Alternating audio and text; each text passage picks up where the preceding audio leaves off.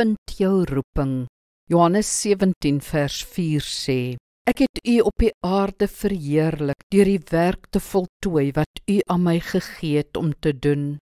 Jesus het by sy Vader 'n taak gekry wat hy getrou uitgevoer het. Dit was 'n taak wat net hy as Messias kon doen. So is daar ook 'n beroep wat ideaal is vir jou, iets wat jou soos 'n handskoen pas. In hierdie gebroke wêreld word elke ideaal nie noodwendig verwesenlik nie, maar jy mag en moet bly streef na 'n werk wat beter by jou pas.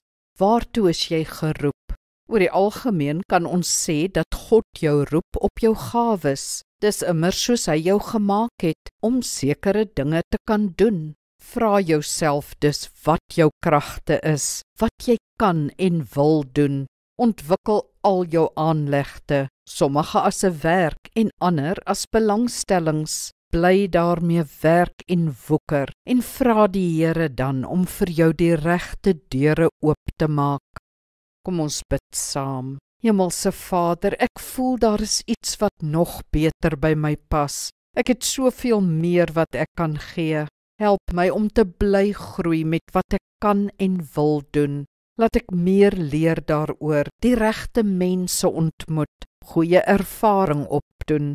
Open dan vir my die deure, sodat daar geleenthede vir werk en inkomste na vore kan kom.